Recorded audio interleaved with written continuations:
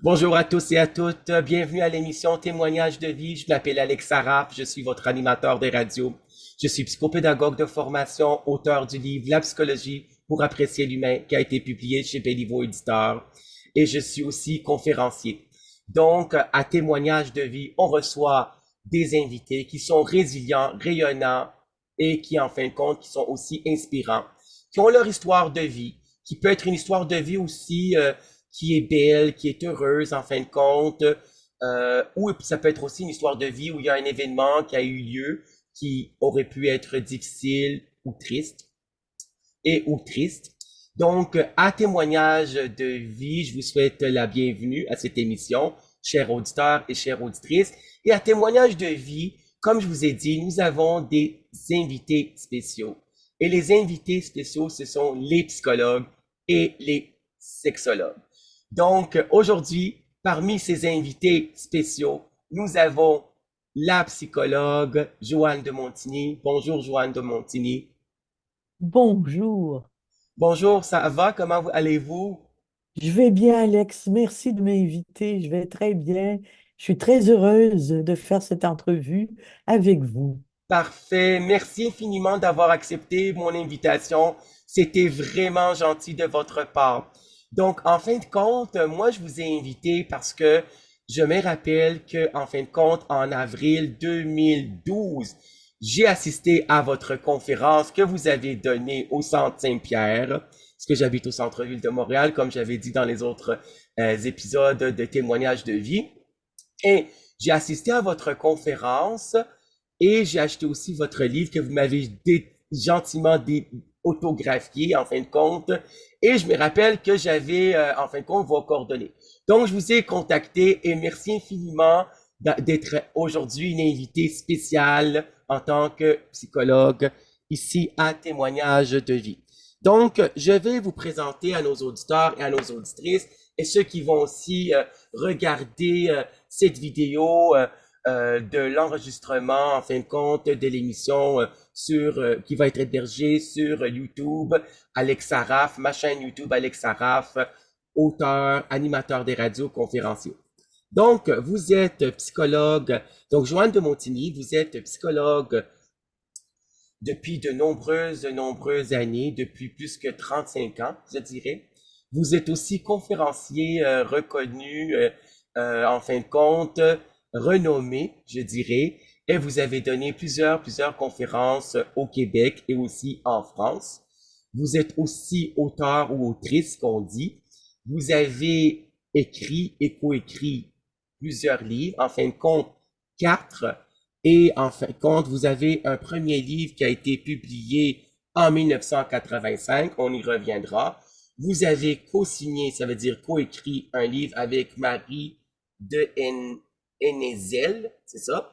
Oui. L'amour ultime en 1990.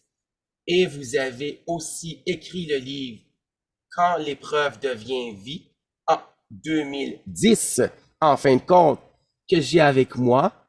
Et ça, c'était à la fin de la conférence, quand j'ai pu procurer votre livre. La préface a été écrite par Marie Laberge, Quand l'épreuve devient vie. Et j'ai beaucoup aimé ce livre-là. C'est en fin de compte un bijou. Et c'est un livre que je recommande fortement à tous ceux et à toutes celles qui nous écoutent et qui vont regarder cette vidéo. Donc voilà. Et aussi, vous avez un quatrième livre, Ce vif de la vie qui jamais ne meurt, qui a été publié en 2017, que vous avez en fin de compte coécrit avec le pédiatre Claude Cyr. Et vous m'avez gentiment envoyé ce livre, ce bouquin que vous avez co-signé avec Claude Cyr. Merci infiniment. Bienvenue. Parfait. Et vous m'avez envoyé aussi par la poste Chronique Deuil. Oui, Et c'est là que un vous avez recueil. votre bio. Oui, exactement. Oui. Alors, voilà, par rapport à vos expériences en ce qui concerne votre pratique de psychologue, ben, on va en parler au fur et à mesure que je vais vous poser des questions. En fin de compte, donc, est-ce que vous avez quelque chose à ajouter? Est-ce que ça va? Est-ce qu'on peut commencer pour les questions? On commence avec les questions. Parfait. Alors, voilà. Alors, je pose la première question, Joanne de Montigny. Pourquoi, excusez, pourquoi vous avez choisi de faire des études universitaires pour devenir psychologue clinicienne? Parce que j'ai pas dit vos formations universitaires, excusez-moi. Il faut aussi que je dise que vous avez des études universitaires, c'est sûr, pour devenir psychologue clinicienne. Il faut avoir des études universitaires. Présentement, depuis 2006, on demande le doctorat pour devenir psychologue clinicienne. Ça veut dire le DPSY ou le DPS ou le PhD. Mais dans le temps, c'est la maîtrise. Donc, vous avez le baccalauréat en psychologie et j'ai lu que vous avez aussi MA-MPS, ça veut dire MPS, la maîtrise en psychologie clinique, j'imagine, c'est ça? Et Oui, vous avez aussi la MA, vous avez deux maîtrises. non, ça, c'est comme ça qu'on l'appelle. Ah oui, ok, c'est bon. Oui, Ok, c'est oui, parfait. Donc, vous avez fait la maîtrise option clinique. oui, exactement. Ok, parfait. C'est parfait. MA, MPS.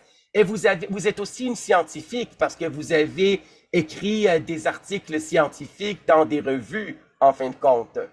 Oui, quelques articles. Vous avez peut-être repéré que j'écris plus et je travaille beaucoup avec les personnes en phase terminale, les Oui, personnes qui vont donc mourir après quelque temps suivant le diagnostic. Le pronostic suit aussi malheureusement chez certaines personnes. Et puis, j'ai beaucoup, beaucoup travaillé avec le deuil, surtout. Ça a oui, été les deux axes de ma pratique clinique. oui, bien sûr. Donc, pourquoi vous avez choisi de faire des études universitaires pour devenir psychologue clinicienne?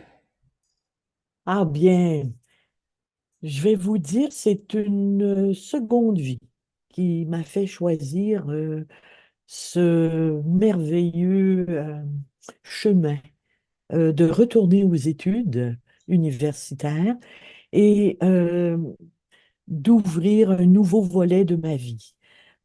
J'ai fait ce choix à cause d'un grave accident auquel j'ai survécu.